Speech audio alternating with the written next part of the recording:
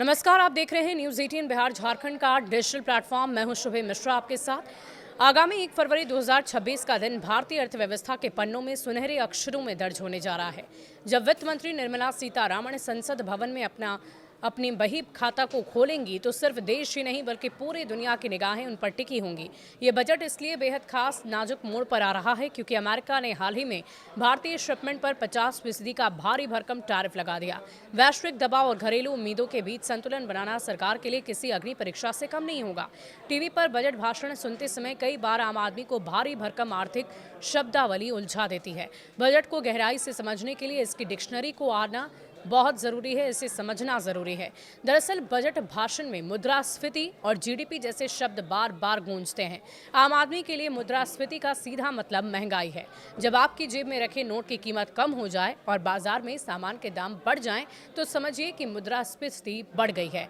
आसान शब्दों में, अगर आप आज उतने ही पैसों से कल के मुकाबले कम सामान खरीद पा रहे हैं तो ये महंगाई की मार है। वहीं जीडीपी यानी कि सकल घरेलू उत्पाद देश की आर्थिक सेहत का रिपोर्ट कार्ड होता है। देश की सीमाओं के भीतर एक साल में जितने भी सामान बने और सेवाएं दी गई, उनकी कुल मार्केट वैल्यू ही जीडीपी है। अगर ये आंकड़ा ऊपर जा रहा है तो इसका मतलब है कि देश की अर्थव्यवस्था का आकार बढ़ रहा है और तरक्की हो रही है। फिजिकल डेफिसिट और कैपिटल एक्सपेंडिचर को समझ लें, सरकार का खजाना कैसे चलता है। इसे समझने के लिए फिजिकल डेफिसिट और कैपिटल एक्सपेंडिचर को जानना होगा। अक्सर सरकार की कमाई कम होती है और खर्चे ज्यादा। इस अंतर को भरने के लिए सरकार बाजार से जो उधार लेती है उसे राजकोषीय घाटा या फिजिकल डेफिसिट कहते हैं। यह आंकड़ा जितना कम हो, अर्थव्यवस्था उतनी मजबूत मानी जाती है।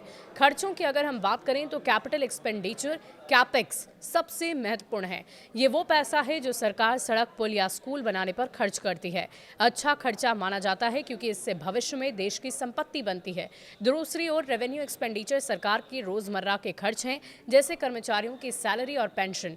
इससे कोई नई संपत्ति खड़ी नहीं होती, बस सरकारी तंत्र चलता रहता है।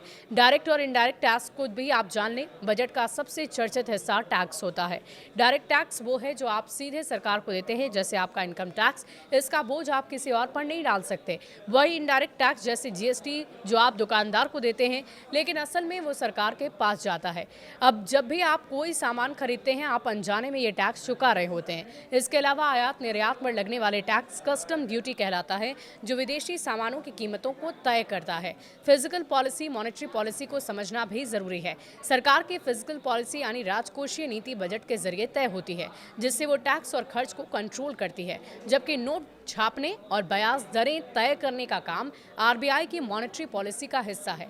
आखिर में जब सरकार को पैसों की सख्त जरूरत होती है तो वो अपनी कंपनियां पीएसयूएस में हिस्सेदारी बेचती है, जिसे विनिवेश या डिसइन्वेस्टमेंट कहा जाता है, और इसे आसान भाषा में घर का सोना बेचकर खर्चा चलाना भी समझा जा सकता है। आगामी 1 फरवरी 2026 का दिन भारतीय अर्थव्यवस्था के पन्नों में सुनहरे अक्षरों में दर्ज होने जा रहा है। रविवार को जब वित्त मंत्री निर्मला सीतारमण संसद भवन में अपनी बही खाता को खोलेंगी तो दुनिया भर की निगाहें इस पर टिकी होंगी। आपको हमारा ये वीडियो कैसा लगा, कमेंट सेक्शन में लिखकर जरूर बताइएगा। शुक्रिया।